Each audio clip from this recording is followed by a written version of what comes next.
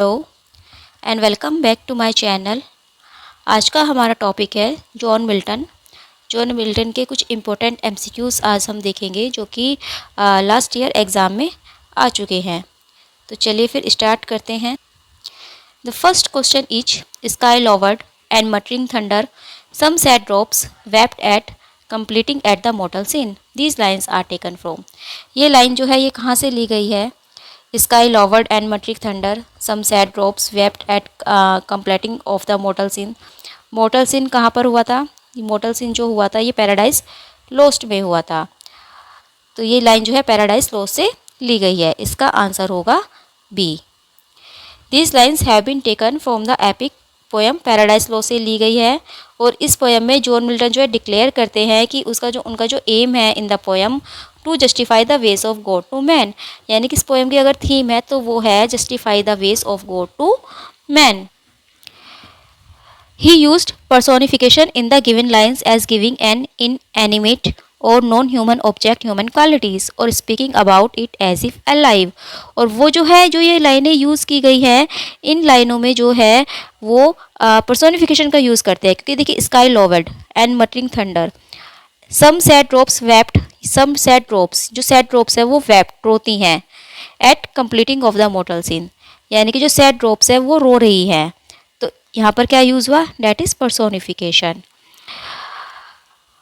In the given line the sky reacts as if human when Adam eats the apple. और इसमें जो है sky को भी एक ह्यूमन की तरह माना गया है। Sky lowered and muttering thunder जब जो एडम है वो एप्पल खा लेता है, यानी कि वो फ्रूट ऑफ नॉलेज जो है वो खा लेता है, तो आसमान भी जो है वो रोने लगता है।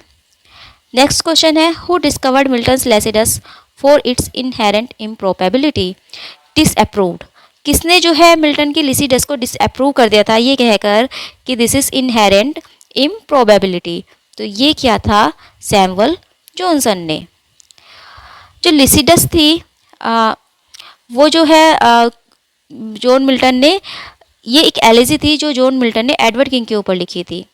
और जब सैमुअल जॉनसन ने एक वर्क लिखा था लाइफ ऑफ मिल्टन 1779 में, तो उन्होंने जो डिसअप्रूव कर दिया था both of pastoralism and mythology in modern poetry. किस चीज़ को भी? पेस्टोरलिज्म को भी, क्योंकि एक पेस्टोरल पोएम कही जाती है, और मैथोलॉजी को भी। In modern poetry decried Lycidas for its inherent improbability. Lycidas एक एलेजी है जो कि मिल्टन ने 1637 में लिखी थी और लेमेंट करने के लिए to the death of his friend Edward King, अपने एक मित्र एडवर्ड किंग की डेथ पर। और लिसिडस में जो टोटल लाइन है वो है 193। Next question who among the following regarded Satan as the real hero of Paradise Lost. Paradise Lost के अगर हम हीरो की बात करें तो वो सैटर्न को कहा जाता है, लेकिन सैटर्न को ऐसा कहने वाले कौन थे? Alexander Pope, S T. Coleridge, John Dryden या टी.एस. इलियट। तो वो थे एस.टी. कोलरिज। एस.टी. कोलरिज ने जो है सैटर्न को पैराडाइज लॉस्ट का हीरो कहा है, क्योंकि Saturn is the most controversial and appealing figure of Paradise Lost. Paradise lost का सबसे ज़्यादा जो कंट्रोवर्शियल और अपीलिंग फिगर सैटर्न था। एस.टी. कोलरिज ने इसीलिए जो है सैटर्न को रियल हीरो पैराडाइज लॉस्ट का कहा है। Who among these is not among the university wits. University wits में से इनमें से कौन नहीं थे? Thomas Kyd, Thomas Nashe, Christopher Marlowe या फिर बेन जॉनसन। तो जो यूनिवर्सिटी विट में थे वो बेन जॉनसन नहीं थे। यूनिवर्सिटी विट क्या थी? ये एक बोहेमियन राइटर्स की थी एसोसिएटेड विद आइदर ऑक्सफोर्ड और कैम्ब्रिज यूनिवर्सिटी, जो या तो ऑक्सफोर्ड से या फिर कैम्ब्रिज यूनिवर्सिटी से बिलोंग करते थे। Came forward in the literary canvas with their handful of contribution in the field of drama. जो कि लिटरेरी कैनवास में आगे आए और उन्होंने जो है कुछ कंट्रीब्यूशन दिया था, कुछ के बहुत ज़्यादा जो है हैंडफुल ऑफ कंट्रीब्यूशन दिया था in the field of drama, drama के फील्ड में, और उन्हें ही जो है यूनिवर्सिटी विट्स कहा जाता है। और इस यूनिवर्सिटी विट्स में जो है 7 राइटर थे: John Lyly, Thomas Lodge, Christopher Marlowe, Robert Greene, Thomas Nashe, George Peele और Thomas Kyd. Leviathan is a famous work by. Leviathan जो है किसका वर्क है? John Lyly, Francis Bacon, Thomas Hobbes या रॉबर्ट बर्टन। तो जो लेविथन लिखा है वो लिखा है थॉमस हॉबेस ने।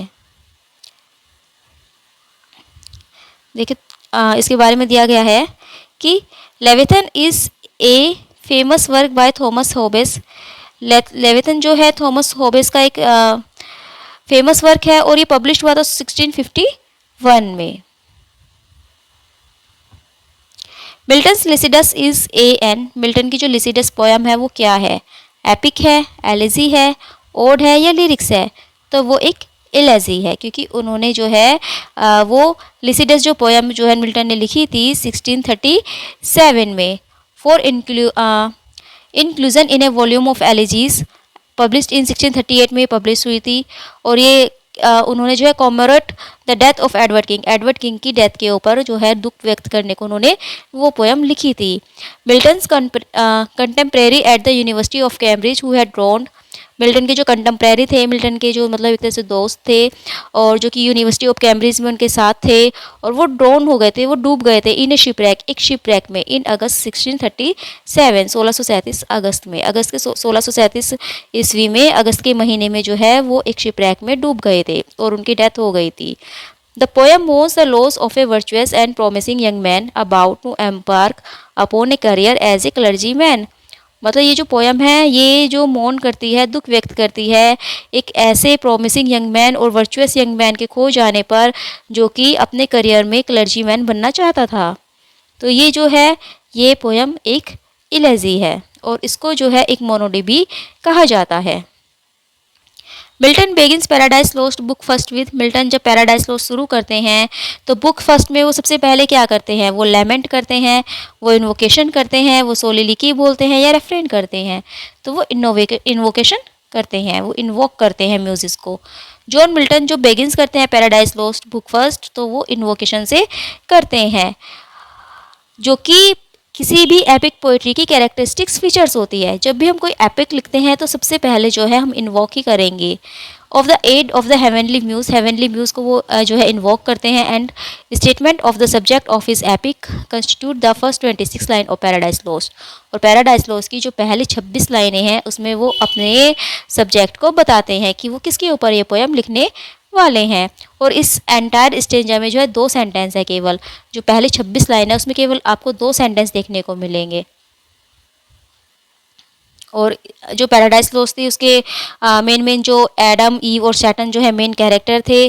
और इसके बाद जो इन्होंने पैराडाइज रिगेन्ड भी लिखी थी और वो जो एज ऑफ एलिजाबेथ से बिलोंग करते थे। पैराडाइज लॉस्ट की जो है हर बुक पर मैंने एनिमेटेड वीडियो बनाई हुई है, 12 की 12 बुक पर जो है एनिमेटेड वीडियो बनाई हुई है, डिटेल में उनकी समरी दी गई है, आप लोग मेरे चैनल पर जाकर देख सकते हो। पैराडाइज लॉस्ट के नाम से ही जो है प्लेलिस्ट आपको मिल जाएगी। The word that completes the famous line better to reign in hell than serve in, ये लाइन कहाँ आती है? ये पैराडाइज लॉस्ट में आती है, हमें इसे कंप्लीट करना है। और ये सैटर्न बोलता है कि better to reign in hell, कि नरक में जो है राज्य करना ज़्यादा अच्छा है, देन सर्व इन, जितना कि सेवा करना इन कहाँ? हेवन में, यानी कि हेवन में सर्व करने से तो अच्छा है कि हम हेल में ही रेन करें।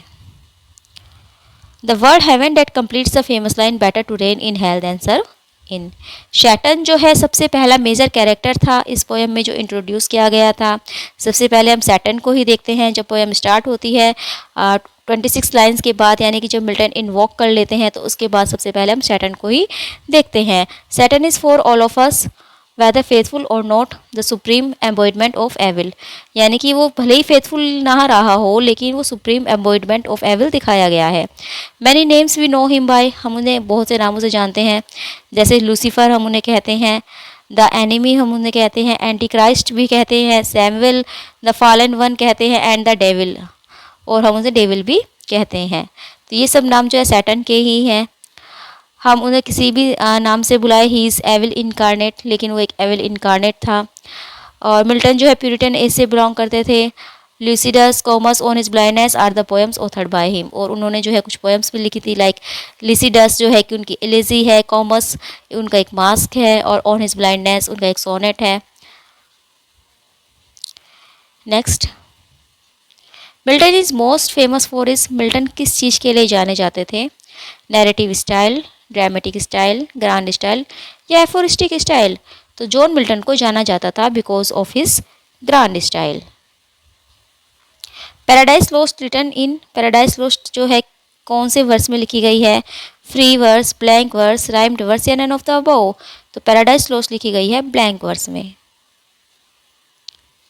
पैराडाइज लॉस्ट क्या है, एक एपिक पोएम है, ब्लैंक वर्स में ये लिखी गई है और ये one of the greatest late work of John Milton. John Milton ने जो बाद में वर्क लिखे थे, जो उनके लेट वर्क थे उनमें जो है सबसे ग्रेट ये कही जाती है। ओरिजिनली इश्यूड इन 10 बुक्स इन 1667, 1667 में जब ये पब्लिश हुई थी तो इसमें जो है 10 बुक्स थी, लेकिन बाद में जब ये 1674 में पब्लिश हुई तो इसमें 12 बुक कर दी गई थी, क्योंकि जो बुक 7 थी और बुक 10 थी उनको दो दो पार्ट में डिवाइड कर दिया था। तो इस तरह से जो है उसमें 12 बुक्स हो गई थी। और ये हमें बिब्लिकल स्टोरी दिखाती है of the fall from grace of Adam and Eve, Adam और ईव के फॉल की। अगर कुछ और फैक्ट्स देखें इसके तो गॉड, लूसीफर, एडम और ईव जो है इसके मेन कैरेक्टर्स रहे हैं।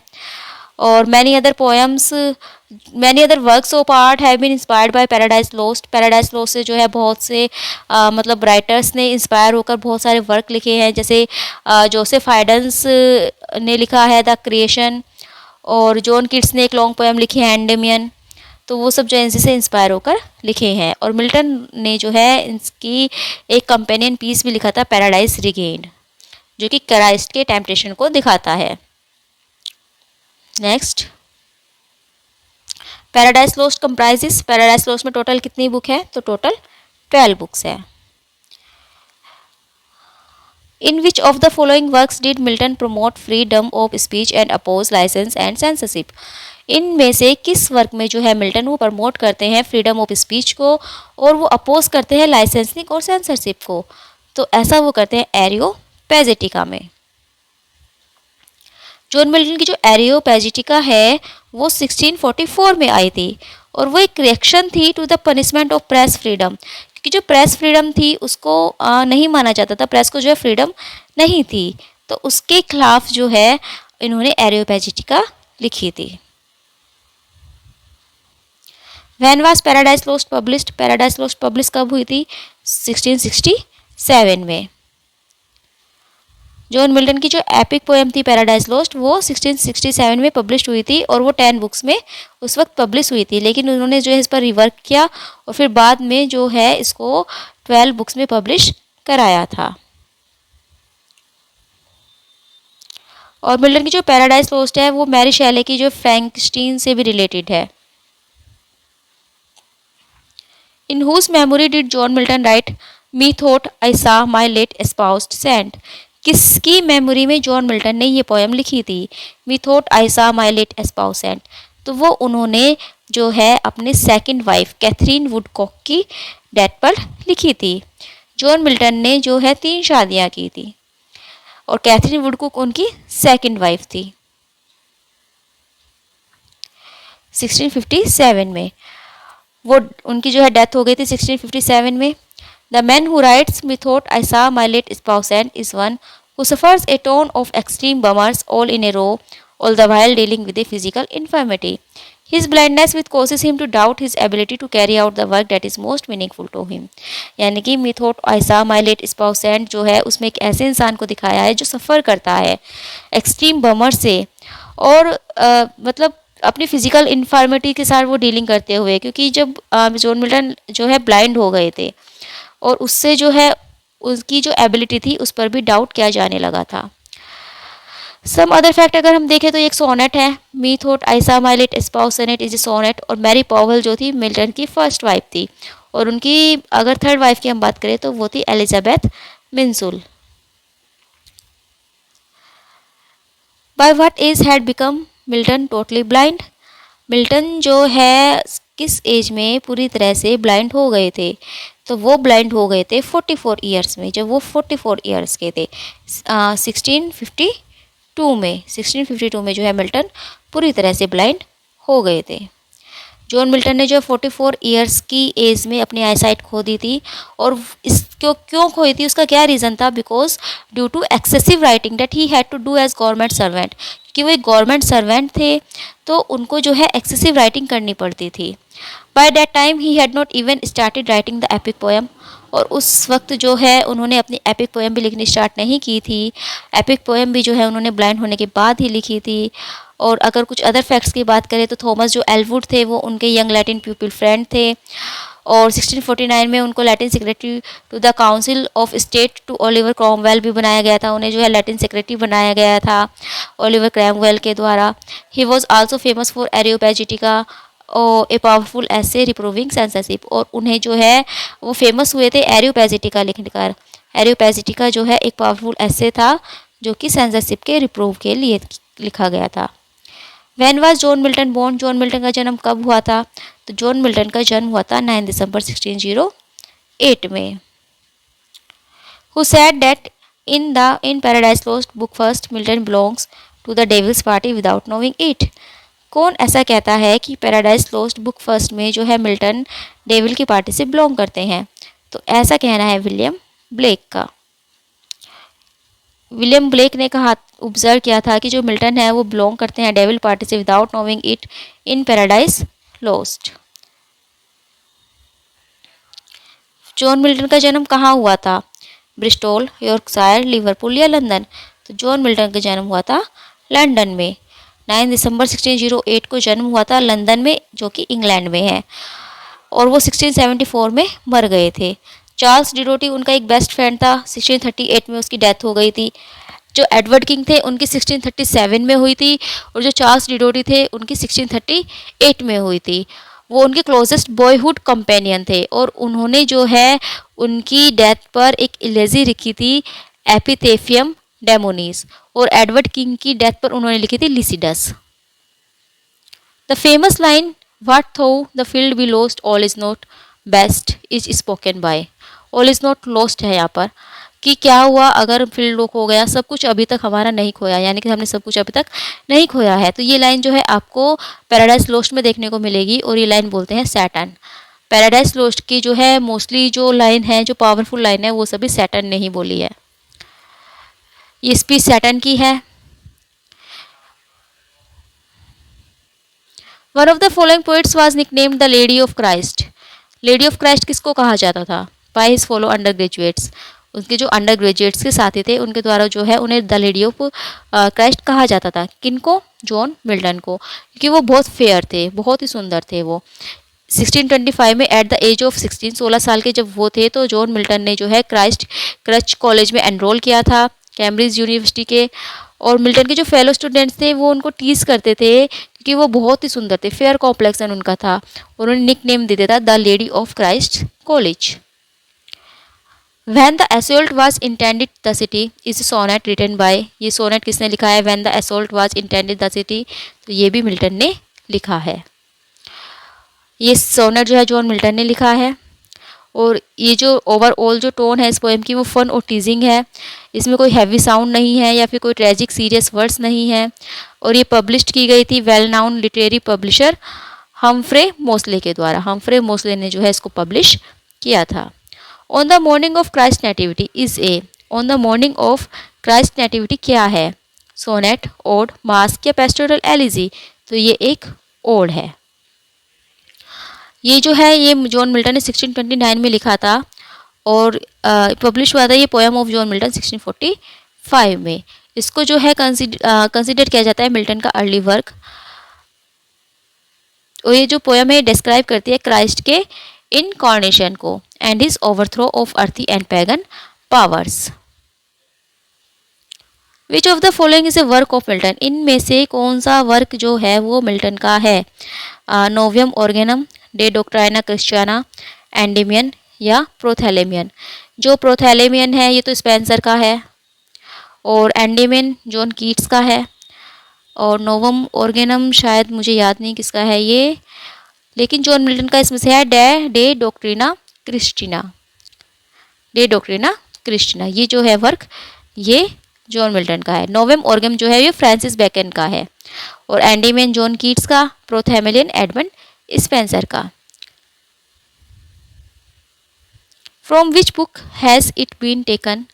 To be weak is miserable, doing और सफरिंग? ये जो है कौन से बुक से ये पोएम ली गई, लाइन ली गई है? To be weak is miserable, doing और सफरिंग। तो ये भी पैराडाइज लॉस्ट से ली गई है, और ये जो है पैराडाइज लॉस्ट से ली गई है। ये वही दिया गया है कि 67 में पब्लिश हुई थी 10 बुक्स के साथ। One of the following works of Milton is a prose work mention that. इनमें से एक वर्क जो है मिल्टन का वो प्रोज वर्क है, वो कौन सा है? लिसिडस। लिसिडस तो एक एलिजे है, इलेजी है। पैराडाइज रिगेंड ये इपिक है। पैराडाइज लोस्ट भी इपिक है। एरियोपैजिटिका, एरियोपैजिटिका जो है उनका प्रोज वर्क है। एरियोपैजिटिका जो मोस्ट फेमस प्रोज वर्क है मिल्टन का, because it has outlasted the circumstances of its original publication. क्या हुआ था एक्चुअली, 14 जून 1643 को जो इंग्लिश पार्लियामेंट है उन्होंने एक लॉ पास किया था और इसे लाइसेंसिंग ऑर्डर कहा गया था, यानी कि which required that all books be approved by an official sensor before publication, कि जितनी भी बुक्स हैं जो पब्लिश होती हैं, पब्लिश होने से पहले जो है वो अप्रूव की जाएंगी किसी ऑफिशियल सेंसर के द्वारा। और 23 नवंबर 1644 ईस्वी में मिल्टन ने जो है एरियोपैजिटिका लिखा था इस लॉ के रिपील की प्लीडिंग के लिए, यानी कि इस लॉ को हटाने के लिए। Number 26 Milton's Paradise lost. Milton की जो पैराडाइज लोस्ट है उसकी क्या क्वालिटी है यहाँ पर पूछी गई है। Has no trace of personal element, इसमें जो है पर्सनल एलिमेंट का कोई ट्रेस नहीं है। Is notable for its autobiographical passages, और ये जानी जाती है अपने ऑटोबायोग्राफिकल पैसेजेस के लिए। इज़ क्वाइट ऑब्जेक्टिव, ये जो है बिल्कुल ऑब्जेक्टिव है। Has none of the above qualities, या फिर इनमें से कोई भी क्वालिटी जो है पैराडाइज लोस्ट में नहीं है। तो जो मिल्टन की पैराडाइज लोस्ट है वो जो है नोटेबल है अपने ऑटोबायोग्राफिकल पैसेजेस के द्वारा। तो इसका आंसर होगा B. Who is the hero of Paradise Lost. Paradise Lost का हीरो कौन है? गॉड, शैटन, एडम या नन ऑफ देम। तो जो पैराडाइज लोस्ट है उसका जो हीरो कुछ जो क्रिटिक्स हैं उनके द्वारा सैटर्न को माना गया है। तो पैराडाइज लोस्ट का जो एक तरह से हीरो है वो सैटर्न है। They also serve who only stand and wait the line occurs in, कि वे भी जो खाली खड़े रहते हैं और इंतजार करते हैं अपनी बारी आने का, वे भी जो है भगवान की सर्विंग करते हैं, गॉड की जो है वो सर्विंग वे भी करते हैं। तो ये जो लाइन है ये कहाँ पर आई है? लिसिडस में, कॉमस में, पैराडाइज लोस्ट में या ऑन हिज ब्लाइंडनेस में। तो ये लाइन जो है ये आपको देखने को मिलेगी ऑन हिज ब्लाइंडनेस में। ऑन हिज ब्लाइंडनेस में जब जॉन मिल्टन अपनी लेमेंट कर रहे हैं अपनी आईसाइट के लॉस हो जाने पर, उनकी मतलब वो जो है बिल्कुल ब्लाइंड हो गए हैं, उनको कुछ नहीं दिखाई दे रहा, तो वो लॉस, इस लॉस पर जो है वो लेमेंट कर रहे हैं, वो दुख व्यक्त कर रहे हैं। लेकिन बाद में वो खुद को ही उतर देते हैं कि ऐसा नहीं है, मैं गॉड की सेवा कर सकता हूँ। ऐसा नहीं है कि मेरी आंखों की रोशनी चली गई तो मैं अब भगवान की सेवा नहीं कर सकता, मैं अब भी कर सकता हूँ। क्योंकि वो लोग जो केवल खड़े रहते हैं और इंतजार करते हैं वो भी भगवान की सेवा करते हैं, उनको भी जो है सेवक माना जाता है। Milton's Paradise Lost has been praised for its. Milton की जो पैराडाइज लोस्ट है वो किसके लिए जो है प्रेज की जाती है? उसकी lightness of touch, grand style, satirical tone or none of these. तो पैराडाइज लोस्ट जो प्रेज की जाती है वो अपने ग्रांड स्टाइल के लिए प्रेज की जाती है। Paradise Lost has been divided into, Paradise Lost में कितनी बुक्स हैं? तो पैराडाइज लोस्ट में जो है टोटल 12 बुक्स हैं। 1674 ईस्वी में जो है मिल्टन ने रीऑर्गेनाइज्ड किया था इस पोएम को 12 बुक्स में, by dividing 2 of the longer books into 4। यानी कि जब फर्स्ट एडिशन पैराडाइज लोस्ट का आया था 1667 में तो इसमें केवल 10 बुक्स थी, लेकिन फिर जो है जॉन मिल्टन ने इसको रीऑर्गेनाइज किया और इसकी जो 2 बुक थी उसको 2 पार्ट में डिवाइड कर दिया और टोटल जो है इसमें अब 12 बुक्स हो गई थी और ये 1674 इसमें 1674 में पब्लिश हुई थी। पैराडाइज लोस्ट जो है एक एपिक पोयम है, ब्लैंक वर्स में लिखी गई है जॉन मिल्टन के द्वारा। Samson Agonistes by Milton. Samson Agonistes जो है मिल्टन के द्वारा लिखा गया वो क्या है? वो एक प्ले है, लॉन्ग पोयम है, मास्क है या लॉन्ग ट्रेटाइज है? तो ये एक प्ले है, ये एक वर्स प्ले है। Samson एगोनिस्टिस is John Milton's profound treatment of a biblical story in the form of classical Greek tragedy। यानी कि ये एक बिब्लिकल स्टोरी है जिसको कि उन्होंने क्लासिकल ग्रीक ट्रेजेडी के फॉर्म में लिखी है। ये एक पोइटिक प्ले है जो कि 1671 में 1671 में पब्लिश हुआ था पैराडाइज रिगेंड के साथ। Milton was not designated it for the stage. मतलब ये जो है जो प्ले है ये क्लोजेट प्ले है। मिल्टन ने जो इसे डिज़ाइन किया था वो किसी स्टेज के लिए डिज़ाइन नहीं किया था, बल्कि ये क्लोजेट प्ले था, ये केवल पढ़ने के लिए था। It was considered the first great close drama in English, और इंग्लिश में जो है पहला ग्रेट क्लोजेट ड्रामा भी इसको माना जाता है। और ये कब आया था? ये 1671 में आया था, और 1671 में जो है पैराडाइज रिगेन्ड भी आई थी। Which of the following is A pastoral poem by Milton? इनमें से कौन सी पोयम जो है मिल्टन के द्वारा लिखी गई एक पेस्टोरल पोयम है? एडोनिस, थायरेसिस, लिसिडस या नन ऑफ दिस अबोव? तो ये जो पोयम है इसमें से मिल्टन ने जो लिखी थी वो लिसिडस थी। ये जो है पेस्टोरल पोयम्स हैं, लेकिन लिसिडस मिल्टन ने लिखी थी। जो लिसिडस थी वो क्या थी? जॉन मिल्टन के द्वारा लिखी गई एक पेस्टोरल एलिजी थी, जिसमें जो है उन्होंने अपने एक गुड फ्रेंड, अपने एक अच्छे दोस्त की मौत पर, अपने अच्छे दोस्त के जो है खो जाने पर, उनके लॉस पर जो है उन्होंने दुख व्यक्त किया था। और उसके दोस्त का क्या नाम था? That was King Edward. और मिल्टन ने जो है लिसिडस इसी के ऊपर लिखा था। और उन्होंने जो ये नाम लिया था ये थियोक्रिटस आइडल से लिया था, जिसमें कि लिसिडस एक शेफर्ड है और एक पोइट है। पेस्टोरल पोइट्री क्या होती है? पेस्टोरल पोइट्री जो है एक मतलब ऐसी पोइट्री होती है जो कि किसी शेफर्ड की लाइफ पर लिखी जाए, किसी शेफर्ड की लाइफ को वो हमें दिखाती है। जो कंट्री हमारी लाइफ होती है, जो कंट्री लाइफ होती है, रूरल जो लाइफ होती है, उसको ग्लोरीफाइड करती है, उसको इस तरह से दिखाती है कि वो बहुत ही प्योर है और वो जितनी भी लाइफ की प्रॉब्लम्स हैं उन सब से वो दूर है। Milton's poetry is a mirror in which the writer's character is very clearly reflected. Who made this statement? ये स्टेटमेंट किसने दिया था कि मिल्टन की पोइट्री तो एक मिरर की तरह है जिसमें जो राइटर के कैरेक्टर वो रिफ्लेक्ट होते हैं। तो इसमें जो है ये कंफ्यूजिंग क्वेश्चन है एक। इसका जो आंसर है हमें कहीं कहीं जो है मैकमिलन देखने को मिलता है और कहीं पर जो है पैटिसन देखने को मिलता है। तो इसका आंसर जो है दोनों ही हो सकते हैं, मैकमिलन और पैटिसन। अब ये कंफ्यूजिंग क्वेश्चन है। वैसे इसमें जो इसका आंसर दिया है वो पैटिसन दिया गया है। The period known as the age of Milton is, age of Milton का जो पीरियड है वो कौन सा पीरियड है? तो जो एज ऑफ मिल्टन कही जाती है वो 1625 से 1660 तक मानी जाती है, 1625 से 1660 तक। The period known as the age of Milton falls between the year 1625 से 1660। और इसमें क्या था? Comprising Caroline age and the Commonwealth. Caroline age और कॉमनवेल्थ एज दोनों ही इसमें कंबाइंड थी, दोनों ही इसमें आई थी। और जो इवेंट्स थे इस एज के वो पॉलिटिकल स्ट्रगल से भरे हुए थे, क्योंकि उस समय जो चार्ल्स फर्स्ट थे उनको जो है एग्जीक्यूट कर दिया गया था और ओलिवर क्रोमवेल जो है वो डिक्टेटर बने थे। मतलब वो एक तरह से पार्लियामेंट उन्होंने एस्टेब्लिश की थी, उन्होंने कोई मतलब वो राजा नहीं बने थे। जॉन मिल्टन का जन्म जो 9 दिसंबर 1608 में हुआ था। यहाँ पर एक गलत दिया हुआ है, 1608 में जो है उनका जन्म हुआ था। वो एक जो है ग्रेट जीनियस थे फील्ड ऑफ पोएट्री में, और उनकी पोएट्री जो है रेनेसा और रिफॉर्मेशन एलिमेंट्स दोनों हमें दिखाती है। The age of Milton had 3 kind of poets. जो मिल्टन की एज थी उसमें 3 तरह के पोइट्स थे, तो वो कौन कौन से थे?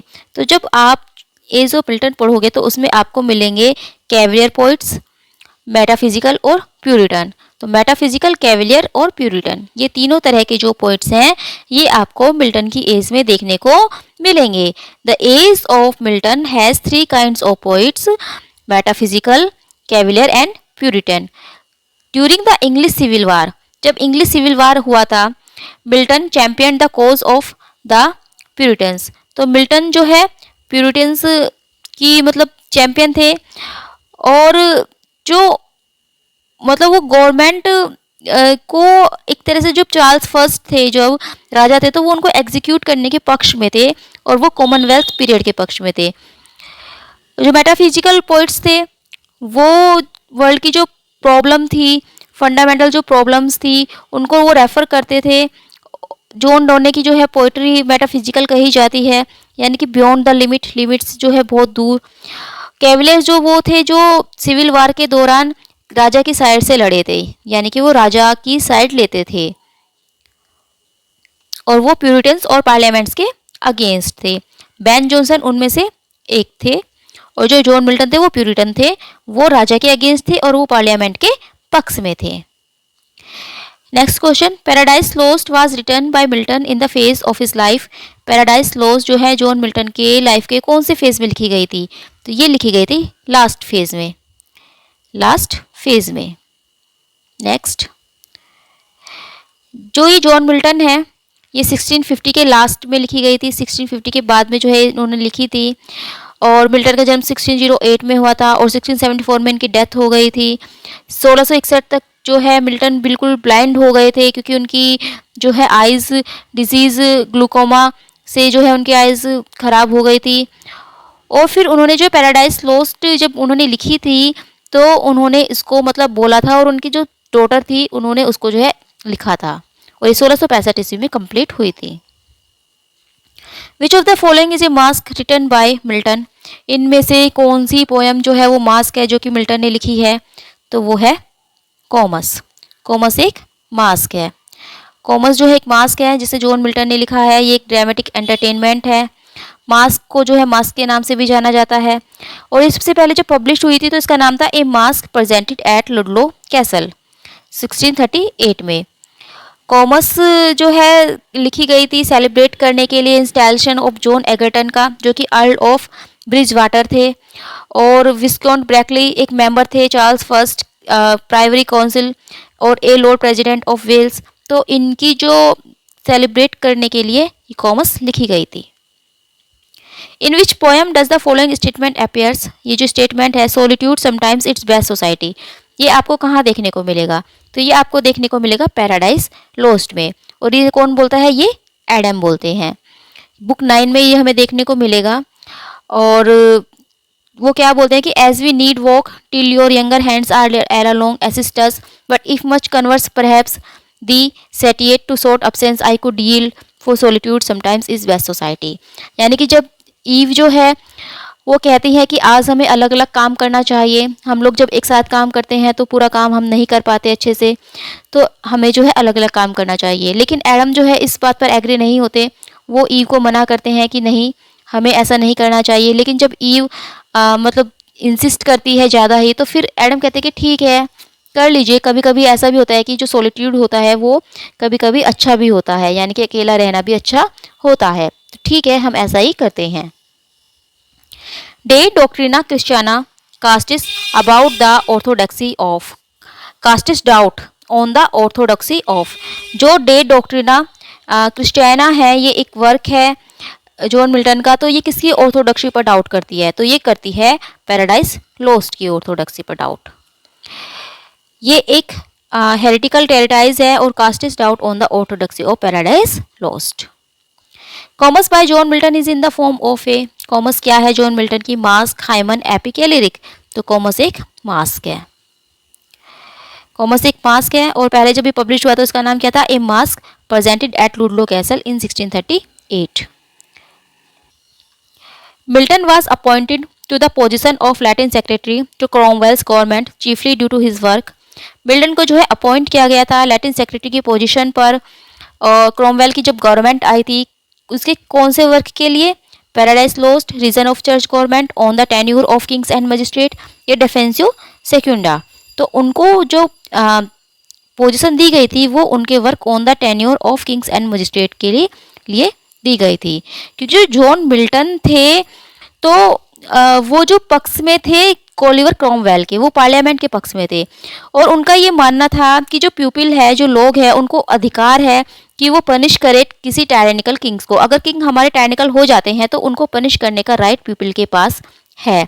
और उन्होंने जो है अपना सपोर्ट किया था रिपब्लिक कॉमनवेल्थ को। जब किंग चार्ल्स फर्स्ट का 1649 में एग्जीक्यूशन कर दिया गया था, उनको एग्जीक्यूट कर दिया गया था, और क्योंकि वो पार्लियामेंट को सपोर्ट करते थे तो इसीलिए जो है उन्होंने एक वर्क लिखा था on the tenure of kings and magistrate, और इसीलिए जो है उनको सेक्रेटरी ऑफ फॉरेन टंग भी बना दिया गया था, लैटिन सेक्रेटरी उनको बना दिया गया था क्रॉमवेल की गवर्नमेंट में। Samson Agonistes shows Milton desire to bring over into English. जब हम सैमसन एगोनिस्टीज पढ़ते हैं तो वो क्या शो करती है? मिल्टन की कौन सी डिजायर को शो करती है? The mythology of Samson for all to know, the gravity and calm dignity of the Greek tragedies, the story of Samson was akin to his own life, या the bitter irony with which he could write. तो जो Samson Agonistes है वो हमें दिखाती है the gravity and calm dignity of the Greek tragedies की जो ग्रेविटी है और उनकी जो काम डिग्निटी है उनको। जॉन मिल्टन ने जो है ग्रीक मॉडल को अडॉप्ट किया था अपनी ट्रेजेडी के लिए, सैमसन एगोनिस्टीज के लिए। और इंग्लिश ट्रेजेडी में जब सैमसन एगोनिस्टीज मिल्टन ने लिखी थी तो इसमें जो है ग्रीक कन्वेंशन उन्होंने यूज़ किए थे। अगर आपने ये पढ़ा हो सैमसन एगोनिस्टीज, अगर आपने पढ़ा हो तो आप इसमें देखेंगे कि इसमें सिर्फ जो है जो हमारे हीरो हैं, जो हमारे सैमसन हैं, उनका जो है फाइनल डे को ही दिखाया गया है। मतलब फाइनल उनका जो लास्ट दिन था, उनका जो आखिरी दिन था लाइफ का, केवल उसी को दिखाया गया है। तो इसीलिए जो है ये यूनिटी ऑफ टाइम, प्लेस और एक्शन तीनों को फॉलो करती है। L'Allegro and Il Penseroso means L'Allegro और एल पेंसेरोसो जो ये दो म्यूजिकल पोयम है जॉन मिल्टन की, इनका मतलब क्या है? तो एल एलिग्रो का मतलब होता है एक जॉयफुल व्यक्ति जो हमेशा खुश रहता है, और पेंसेरोसो का होता है जो हमेशा दुखी रहता है। तो the joyous man and the meditative man.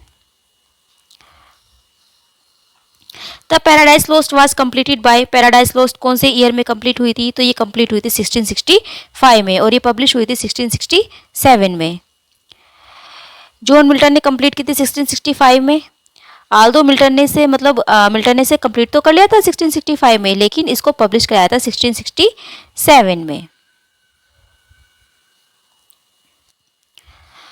John Milton's magnificent ode on the morning of Christ's nativity was written when the poet's age was। John Milton ने जब अपना एक वर्क लिखा था odd on the morning of Christ nativity, तो उस वक्त John Milton की एज क्या थी?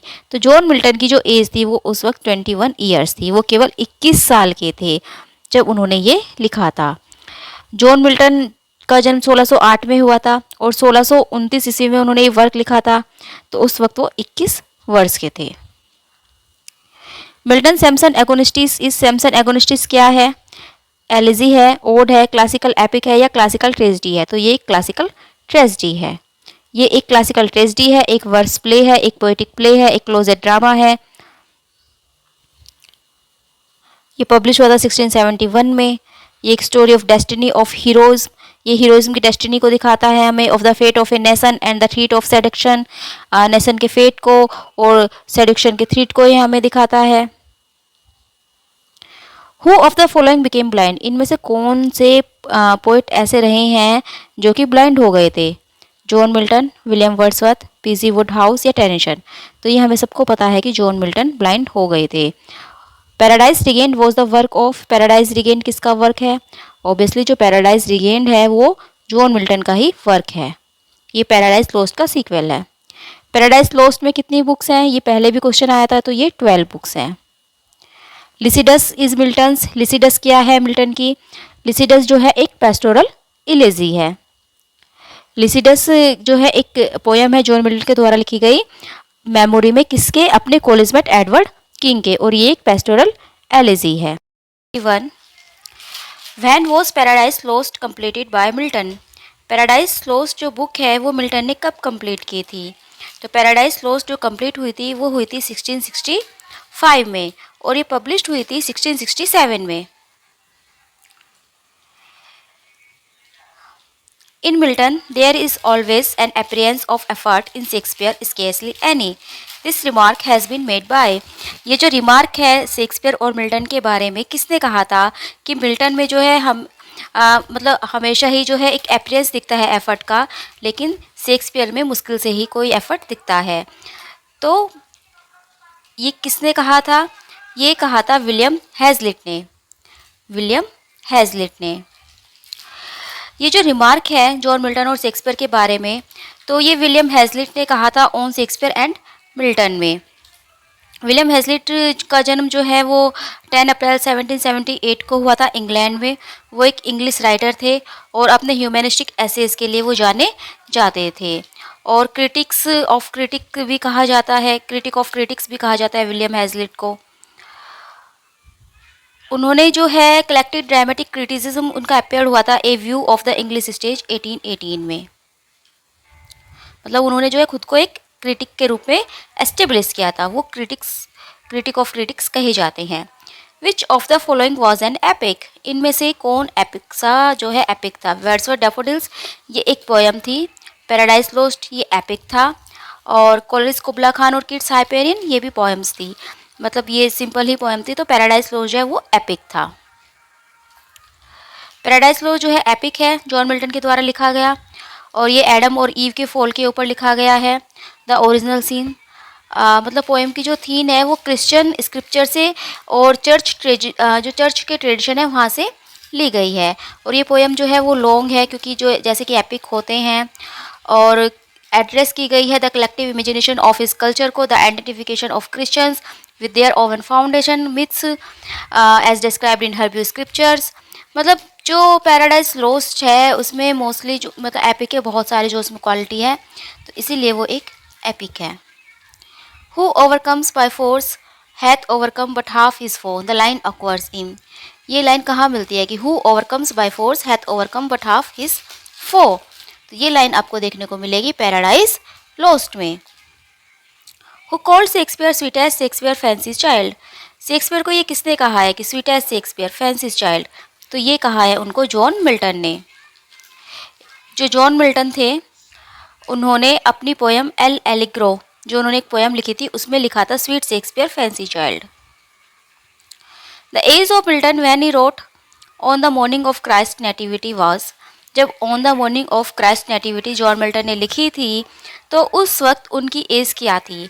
तो on the morning of Christ nativity जो मिल्टन ने लिखी थी वो 1629 में लिखी थी, और जॉन मिल्टन का जन्म जो हुआ था 1608 में हुआ था, तो इसलिए जो है उनकी एज उस वक्त होगी 21 ईयर्स। तो जॉन मिल्टन उस टाइम 21 ईयर्स के थे।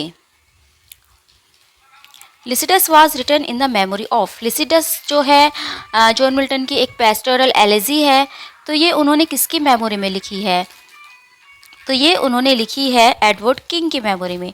एडवर्ड किंग जो कि उनके एक बेस्ट फ्रेंड थे। लिसिडस जो है एक मोनोडी भी है और पेस्टोरल एलेजी के रूप में ये लिखी गई है। 1637 में जो है ये मिल्टन ने लिखी थी, और इसमें उन्होंने लेमेंट किया था एक्सीडेंटल डेथ की किसकी, मिल्टन के जो फ्रेंड थे एडवर्ड किंग, जो कि डूबकर जिनकी डेथ हो गई थी, तो उनके ऊपर जो है लेमेंट जॉन मिल्टन ने किया था। Who was promising young man of great intelligent, यानी कि एडवर्ड किंग जो थे वो एक ग्रेट इंटेलिजेंस के मैन थे, यंग मैन थे। Milton was born in Bread Street London in the year, Milton का जन्म जो है ब्रैड स्ट्रीट लंदन में हुआ था, और कौन से ईयर में हुआ था, तो 1608 में। John Milton was blinded in the year 1652, what other event is peculiar in the year. 1652 में जो है जॉन मिल्टन बिल्कुल ब्लाइंड हो गए थे, उनकी आंखों की रोशनी जो है कम्प्लीटली वो चली गई थी। और क्या हुआ था इस ईयर में, कॉमर्स पब्लिश्ड हुई थी, या जॉन मिल्टन ने मैरिड की थी, या उनकी वाइफ की डेथ हो गई थी, या फिर उन्होंने पैराडाइज लॉस्ट लिखना स्टार्ट किया था। तो इस ईयर में जो एक और इवेंट हुआ था, that was his wife died, उनकी जो वाइफ थी उनकी डेथ हो गई थी।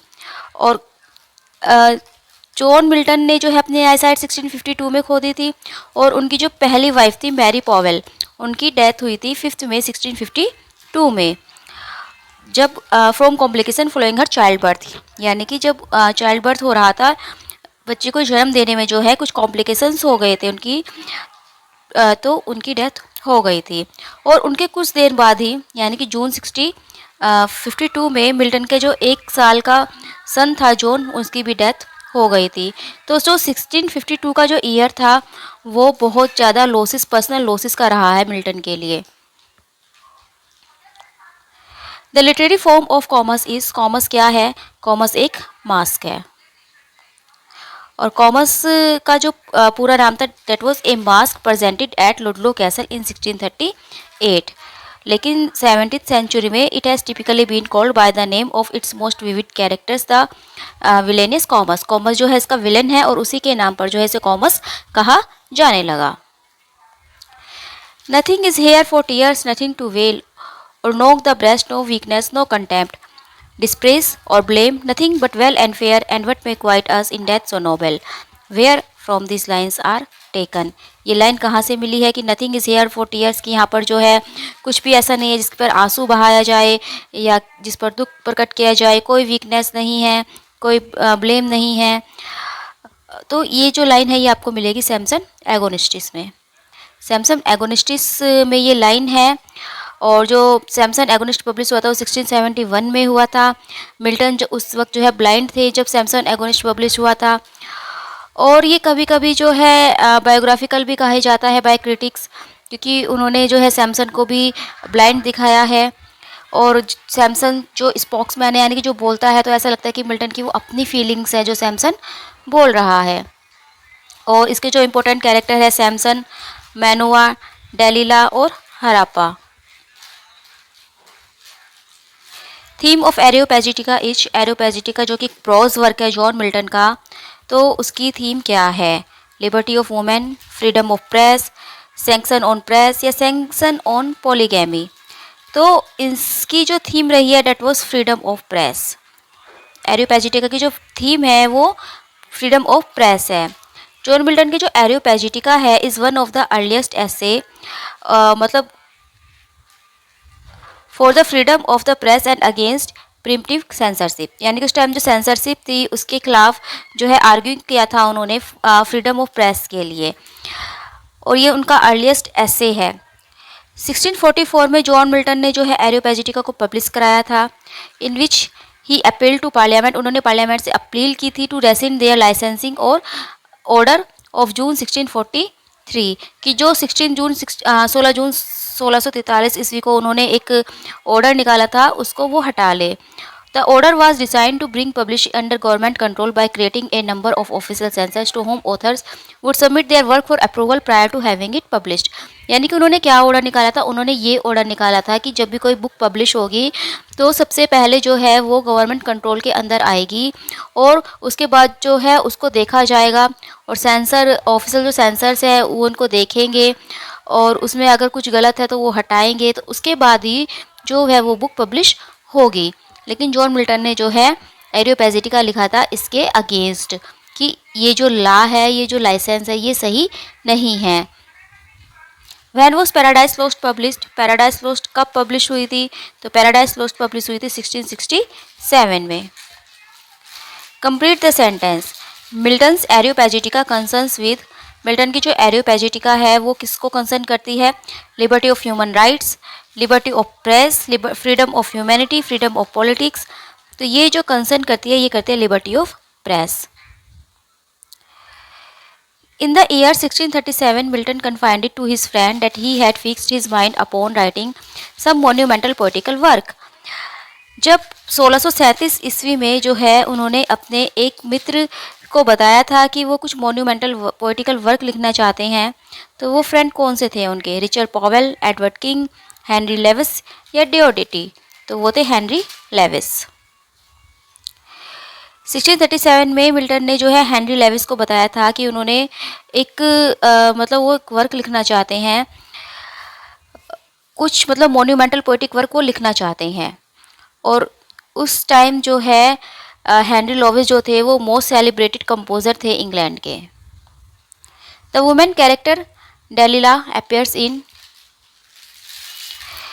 जो वुमेन कैरेक्टर है डेलिला वो कहाँ पर अपियर्स होती है? Doctor Faustus, Samson Agonistes, 12th Night या मैकबेथ में। तो वो आपको देखने को मिलेगी सैमसन एगोनिस्टिस में। Who made the following remark about Milton, Milton के बारे में ऐसा किसने कहा है? Milton was of the devil's party without knowing it, कि मिल्टन ने जो है डेविल पार्टी को ज्वाइन कर लिया है बिना जाने। टेलियार्ड ने, कॉलरिस, ब्लेक या क्रिस्टोफर हिल। तो ये जो कमेंट मिल्टन के ऊपर किया गया था ये विलियम ब्लेक ने किया था। Complete the sentence. Milton became blind at the age of, Milton जो है किस एज में ब्लाइंड हो गए थे? तो मिल्टन जो है 1652 में कम्प्लीटली वो ब्लाइंड हो गए थे और 1608 में उनका बर्थ हुआ था, जन्म हुआ था। तो वो 44 ईयर्स के थे जिस वक्त वो पूरी तरह से कम्प्लीटली वो ब्लाइंड हो गए थे। Milton paradise lost consist of books, Milton paradise Lost में कितनी बुक्स हैं? तो 12 बुक्स हैं। Who is the writer of history of Britain, history of Britain का राइटर कौन है? William Shakespeare, John Milton, Wordsworth या गैल्सवर्थ? तो हिस्ट्री ऑफ ब्रिटेन जो लिखा है वो लिखा है जॉन मिल्टन ने। हिस्ट्री ऑफ ब्रिटेन जो है, history of Britain John Milton ने 1670 में लिखा था। It takes too much time in the making, बहुत ज़्यादा टाइम लगा था इसको लिखने में। It is considered an extraordinary prose work which reflect the depth of Milton's erudition and the scope of his interest. मतलब ये एक एक्स्ट्रा ऑर्डिनरी प्रोज वर्क उनका कहा जाता है, जिसमें उन्होंने बहुत गहराई दिखाई थी अपने एरुडिशन की और अपने इंटरेस्ट की। History of Britain remain incomplete even at the time of publication. जब हिस्ट्री ऑफ ब्रिटेन पब्लिश हुआ था उस वक्त भी जो है वो इनकम्प्लीट था। Life of Milton has been written by, life of Milton किसने लिखा है? तो लाइफ ऑफ मिल्टन जो लिखा है वो लिखा है सैमुअल जॉनसन ने। Life of Milton has been written by Samuel Johnson in this excerpt which was published in 1779। 1779 में जो है ये पब्लिश हुआ था। Johnson praise the genius of Paradise lost in superlative terms, और जॉनसन ने जो है पैराडाइज लॉस्ट की बहुत ज़्यादा तारीफ की थी सुपरलेटिव टर्म्स यूज़ करके, reaffirming his earlier judgment that Milton was the greatest of the English poets. और उन्होंने ये भी कहा था कि जो मिल्टन थे वो इंग्लिश पोइट में सबसे महान पोइट थे। In which year Milton's Paradise Lost was published, कौन से ईयर में मिल्टन का पैराडाइज लॉस्ट पब्लिश हुआ? ये क्वेश्चन कई बार आ चुका है। ये 1667 में हुआ था। In which year Milton's Lycidas was written, Lycidas जो है मिल्टन ने कब लिखा था? तो लिसिडस मिल्टन ने लिखा था 1637 में, क्योंकि उनके जो फ्रेंड थे एडवर्ड किंग, उनकी डेथ हुई थी 1637 में। ये एक पेस्टोरल एलिजी है, 1637 में लिखी गई है, और इस पोयम में जो है मिल्टन लैमेंट करते हैं अपने फ्रेंड एडवर्ड किंग की। और लिसिडस में जो है मिल्टन ने speculation on the nature of death हमें बताया है, हमें जो है स्पेकुलेशन दिए हैं on the nature of death के ऊपर। लिसिडस जो है 6 सेक्शन में डिवाइड है, 6 सेक्शन इसके हैं। इसमें एक प्रोलॉग है, 4 इसके मेन पार्ट है और एक एपिलॉग आपको इसमें देखने को मिलेगा। तो लिसिडस के जो है 6 पार्ट हैं। The line the mind is its own place and in itself can make a heaven of hell, a hell of heaven अक्वा इन। ये लाइन आपको कहाँ देखने को मिलेगी कि जो माइंड है वो उसका जो है अपना ही प्लेस है, और वो मतलब अपने आप ही वो एक हेवन को भी हेल बना सकता है और एक हेल को भी वो हेवन बना सकता है। यानी कि ये तो अपने माइंड की बात है कि हम चाहे तो हेल को भी हेवन बना दे और हेवन को भी हेल बना दे। तो ये आपको पैराडाइज लॉस्ट में देखने को मिलेगी। और ये लाइन जो है ये सैटर्न की है। सैटर्न ने जो है पैराडाइज लॉस्ट में बहुत ही मतलब बड़ी बड़ी जो है उनके उसको डायलॉग दिए गए हैं, उन्होंने बहुत ही ग्रेट जो है लाइंस बोली हैं, और इसीलिए शायद उसको जो है हीरो भी मानते हैं कुछ क्रिटिक्स। पैराडाइज लॉस्ट का जो हीरो माना जाता है वो सैटर्न को इसीलिए माना जाता है क्योंकि उसके जो डायलॉग्स थे, उसकी जो एक तरह से सेइंग थी वो बहुत ही ज़्यादा ग्रेट थी। 26 the author of Samson Agonistes was, Samson Agonistes किसने लिखा है? तो सैमसन एगोनिस्टिस जॉन मिल्टन ने लिखा है। Next, of which poem is the following line a part? For them no more the blazing hearth shall burn. ये जो लाइन है ये जॉन मिल्टन की नहीं है बल्कि ये थॉमस ग्रे की है, और थॉमस ग्रे की एक पोएम है elegy written in a country churchyard. तो उस पोएम की ये लाइन है कि उनके लिए अब कोई भी चूल्हा नहीं जलेगा। किनके लिए? जो मर चुके हैं, जो फोर फादर्स थे। What kind of work is Samson Agonistes? Samson Agonistes जो है वो किस तरह का वर्क था? वो एक वर्स प्ले था, इपिक या लिरिक ड्रामा या फिर शॉर्ट स्टोरी? तो जो सैमसन एगोनिस्टिस था that was a verse play. आप इसको वर्स प्ले कह सकते हो, पोएटिक प्ले कह सकते हो, आप इसको क्लोजेट ड्रामा कह सकते हो। मिल्टन थे एन एलिजाबेथन पोइट, ए बिलेटेड एलिजाबेथन पोइट, ए जैकोबियन पोइट या एक क्लासिकल पोइट? तो जो जॉन मिल्टन थे वो थे बिलेटेड एलिजाबेथन पोइट। एलिजाबेथन जो एज है वो 1558 से 1625 तक मानी जाती है, और जो जॉन मिल्टन का जन्म हुआ था वो 1608 में हुआ था। लेकिन अगर आपने उनके वर्क देखे हों तो वो जो है मोस्टली 1625 के बाद ही आए हैं। यानी कि जो 1630 में उनका सबसे फर्स्ट जो ऑन शेक्सपियर वर्क जो पब्लिश हुआ था तो 1625 के बाद ही हुआ था, यानी कि एलिजाबेथन एज के बाद। तो द बिलेटेड एलिजाबेथन एज जो है वो जॉन मिल्टन की मानी जाती है। हु सैड, ये किसने कहा था? Milton thou shouldst be living at this hour, कि मिल्टन तुम्हें तो जो है इस आवर में जिंदा होना चाहिए था। तो ये जो है विलियम वर्ड्सवर्थ ने बोला था। विलियम वर्ड्सवर्थ ने जो है एक सोनेट लिखा था जॉन मिल्टन के ऊपर, लंदन 1802 उसका नाम था। तो उसमें उन्होंने कहा था, ये ओपनिंग लाइन है सोनेट की, लंदन 1802 की। और वर्ड्सवर्थ जो है इसमें विश कर रहे हैं कि जो मिल्टन थे उन्हें आज भी जिंदा होना चाहिए था, काश वो आज के समय में जीवित होते, क्योंकि आज के समय में जो है उनकी बहुत ज़रूरत थी। Complete the sentence, Milton's poetic style is generally regarded as. Milton का जो पोएटिक स्टाइल है उसको क्या कहते हैं? जो मिल्टन का पोएटिक स्टाइल था वो प्लेन था, क्लासिकल था, ग्रांड था या ऑर्नामेंटल था? तो मिल्टन का पोएटिक स्टाइल जो था वो ग्रांड था। Complete the sentence, commas is. Commas क्या है? मास्क, पेस्टोरल एलेग्री, ए पोएटिक लाइन या ए फार्स? तो जो कॉमस है वो एक मास्क है। Whom does Milton accuse in Paradise Lost the sons of Belial flown with insolence and wine? तो ये जो लाइन है, इस लाइन में पैराडाइज लॉस्ट में जो एक लाइन आई है, सन ऑफ, ये सन्स है SONS की, जो बेल उसमें जो एक वो था बिलाल, उसके जो सन है phloem with insolence and wine, तो वो इंसोलेंस और वाइन से जो है फ्लोन हुए, इंसोलेंस और वाइन में वो एक तरह से डूबते चले जा रहे हैं। तो वो किसने कहा, किसके लिए कहा था? एंग्लिकन क्लर्जी के लिए, कैविलर पोइट के लिए, या कॉमनवेल्थ के जो ओपोनेंट्स थे उनके लिए, या फिर ऑल ऑफ द अबोव? तो इसका आंसर होगा D, all of the above. Milton ने जो है एक्यूज किया था एंग्लिकन क्लर्जी को भी, कैविलर पोइट्स को भी और अपोनेंट्स ऑफ कॉमनवेल्थ को भी, क्योंकि जो जॉन मिल्टन थे वो कॉमनवेल्थ के फेवर में थे। Milton's poetry is a mirror in which the writer's character is very clearly reflected. Who made this statement? ये स्टेटमेंट किसका है? वैरायटी का, मैकमिलन, पैटिशन या बुश? ये जो स्टेटमेंट है इसका आंसर कहीं पर जो है मैकमिलन दिया हुआ है और कहीं पर जो है पैटिसन दिया हुआ है। PGT 2003 में क्वेश्चन आया था, तो यहाँ पर तो इसका आंसर जो है पैटिशन दिया गया है। बाकी मैंने कहीं पर जो है इसका मैकमिलन भी पढ़ा है। मैकमिलन और पैटिशन दोनों में जो है क्वेश्चन में कन्फ्यूजिंग है। कैविलर पोइट्स सपोर्टेड, जो कैविलर पोइट्स थे वो किसको सपोर्ट करते थे? In the civil war, civil war में उन्होंने चार्ल्स सेकंड को सपोर्ट किया था, रिचर्ड को सपोर्ट किया था, चार्ल्स फर्स्ट को या क्रोमवेल को।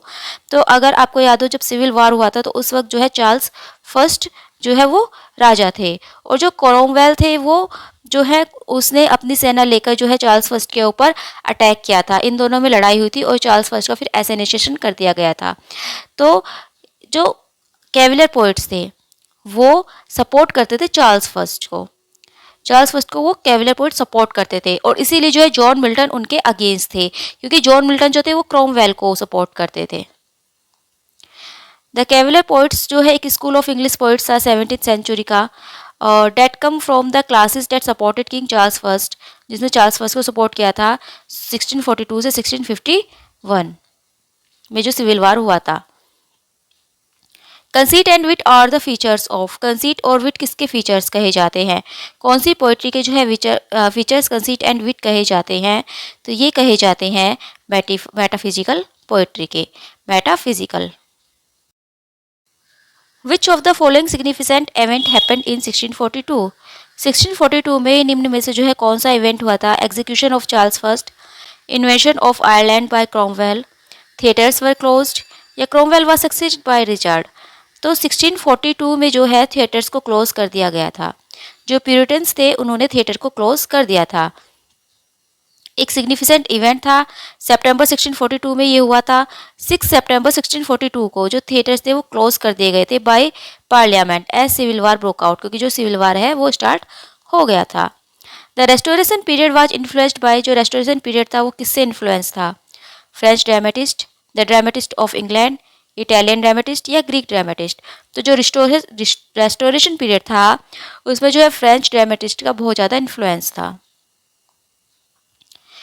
कनग्रीव ट्राइड हिज हैंड एट, कनग्रीव ने जो है किस तरह की कॉमेडीज लिखी हैं? Romantic comedies, comedies of humours, comedies of manners या फार्सिस? तो जो कनग्रीव है उन्होंने लिखी है कॉमेडीज ऑफ मैनर्स, और कॉमेडीज ऑफ ह्यूमर्स किसने लिखी है? बेन जॉनसन ने, और रोमांटिक कॉमेडीज विलियम शेक्सपियर ने। विलियम कनग्रीव जो है एक इंग्लिश ड्रामेटिस्ट थे who shaped me English comedy of manners through his brilliant comic dialogue, his satirical portrait of the war of the sexes and his ironic scrutiny of the affection of his age। यानी कि जो William कनग्रीव थे वो एक English dramatist थे जिन्होंने shape किया था इंग्लिश कॉमेडी ऑफ मैनर्स को। इंग्लिश कॉमेडी ऑफ मैनर्स को उन्होंने एक शेप दी थी अपने ब्रिलियंट कॉमिक डायलॉग से, जो उनके डायलॉग्स थे। और उन्होंने मतलब जो उनका पोर्ट्रेल था, जो सैटारिकल पोर्ट्रेल उन्होंने रखा था of the war of the sexes and his, तो वो क्या था, वो उनका आयरोनिक था। आयरनी जो है उन्होंने बहुत ज़्यादा यूज़ की है। और उनके जो कुछ मेजर प्ले हैं, that is the old bachelor 1693 में ही आया था। डबल डीलर जो है 1693 में ही आया था। Love for love, the way of the world, तो ये सब जो है उनके कुछ मेन प्ले हैं। पोएटिक जस्टिस जो है एक टर्म है किसने कॉइन की थी? Samuel Johnson, Geoffrey Leech, John Dryden या थॉमस राइमर? तो ये जो है थॉमस राइमर ने कॉइन की थी। English literary critic and historian Thomas Rymer जो थे उन्होंने पोएटिक जस्टिस को कॉइन किया था। अब कौन से ऐसे में उन्होंने यूज़ किया था? उन्होंने यूज़ किया था the tragedies of the last age considered. 1678 में जो ये उनका वर्क आया था the tragedies of the last age considered, इसमें उन्होंने पोएटिक जस्टिस जो है ये टर्म यूज़ की थी।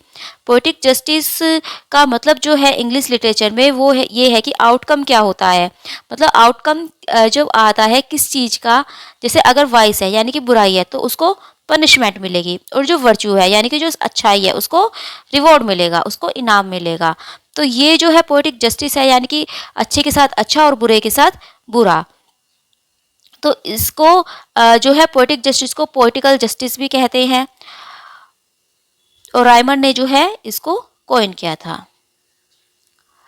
Heroic drama was a form mainly specific to, जो हीरोइक ड्रामा एक फॉर्म है वो कौन से पीरियड में यूज़ की गई थी? Anglo Saxon heroic period, romantic period, restoration period या एलिजाबेथन पीरियड? तो ये मेनली जो है स्पेसिफिक थी रेस्टोरेशन पीरियड के लिए। Restoration period called so because it relates with the time.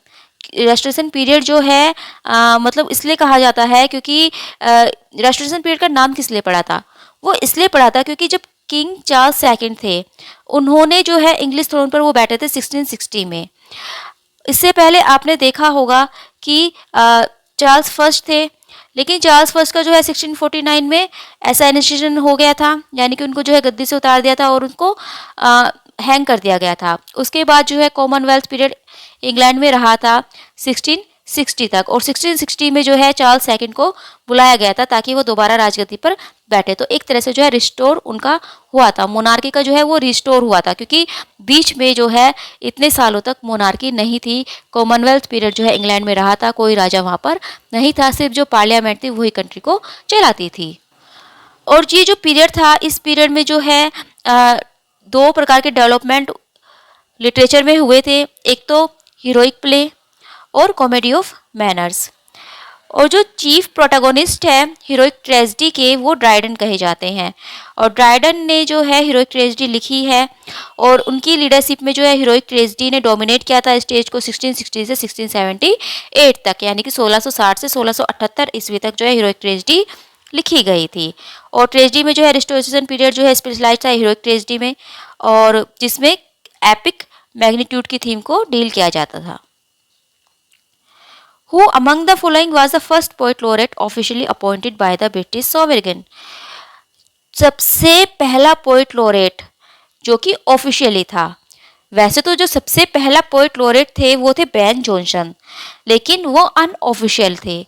सबसे पहला जो ऑफिशियली पोएट लॉरेट अपॉइंट किए गए थे डेट वॉज ड्राइडन। ड्राइडन जो है सबसे पहले ऑफिशियल अपॉइंटेड पोएट लॉरेट थे। किंग चार्ल्स सेकंड जो है उन्होंने जॉन ड्राइडन को ऑफिशियल टाइटल दिया था पोएट लॉरेट का और हिस्टोग्राफी रॉयल का। ड्राइडन जो थे वो स्ट्रॉन्ग थे for his monarch and the best poet, dramatist, translator and critic of the age, यानी कि वो जो है एक बेस्ट पोइट थे, ड्रामेटिस्ट थे, ट्रांसलेटर थे और अपने एज के सबसे अच्छे वो क्रिटिक कहे जाते हैं। Which famous work of John Milton was based on the fall of man? John Milton का कौन सा फेमस वर्क है जो फॉल ऑफ मैन पर बेस्ड है? फॉल ऑफ मैन जो है उन्होंने अपने कौन से वर्क में दिखाया है? तो ऑब्वियसली वो उन्होंने अपने पैराडाइज लॉस्ट में दिखाया है। Which poem caused Milton's stature as a poet to be recognised? कौन सी पोएम ऐसी थी जिससे मिल्टन को एक पोइट के रूप में रिकॉग्निशन मिली थी? तो वो थी paradise lost. Who did Milton have to write his work down when he become blind? जब जॉन मिल्टन जो थे वो ब्लाइंड हो गए थे तो उन्होंने किसकी सहायता से अपने वर्क को लिखा था? तो उन्होंने जो है अपनी डॉटर्स की हेल्प से जो है अपने वर्क लिखते थे। वो जो है बोलते थे और उनकी जो डॉटर थी वो उन्हें नोट करती थी, उन्हें राइट डाउन वो करती थी। Whom did John Milton marry at the age of 34? जब जॉन मिल्टन 34 ईयर्स के थे तो उन्होंने किससे शादी की थी? तो उन्होंने जो है मैरी पॉवेल से शादी की थी। Which of the following elements does not characterise poet epic poetry? इनमें से कौन सी ऐसी चीज है जो कि एपिक पोइट्री को कैरेक्टराइज नहीं करती? Epic council, arming of the hero scene, tragic recognition speech या an invocation of the muse? तो इसका जो राइट आंसर है that is C, tragic recognition speech. जरूरी नहीं है कि ये एपिक पे हो। What event occurs in the final lines of John Milton's Paradise Lost? जब जॉन मिल्टन ने जो पैराडाइज लॉस्ट उनका एक ग्रेट वर्क है, 12 बुक्स उसमें है, तो 12 बुक्स की सबसे लास्ट लाइन क्या है? यानी कि क्या जो इवेंट है वो एक्वर होता है सबसे आखिर की लाइन में, जो फाइनल लाइन्स है उसमें क्या इवेंट होता है? तो जो अगर आपने पैराडाइज लॉस्ट पढ़ी हो, इस पर जो है मैंने डिटेल्स में वीडियो बनाई हुई है, 12 बुक्स पर एनिमेटेड वीडियो मैंने बनाई हुई है। अगर आपने देखी हो तो आपको याद होगा कि सबसे लास्ट में क्या होता है, जो एडम और ईव होते हैं उनको ईडन गार्डन से निकाल दिया जाता है, तो वो लास्ट में एक दूसरे का हाथ पकड़कर वो प्लेन की ओर चले जाते हैं, जो मैदान है उसकी ओर चले जाते हैं। तो इसका सही आंसर होगा A, Adam and Eve hold hands and walk across an arid plain. The English civil war was waged between what two political groups? English civil war जो थे कौन से दो पॉलिटिकल ग्रुप्स के बीच में थे? रॉयलिस्ट और monarchist, royalist and parliamentarians, parliamentarians and round heads, anarchist and royalist? तो ये थे रॉयलिस्ट और पार्लियामेंट्स के बीच में। जो रॉयलिस्ट थे और पार्लियामेंटेरियंस थे उनके बीच में जो है इंग्लिश सिविल वॉर हुआ था।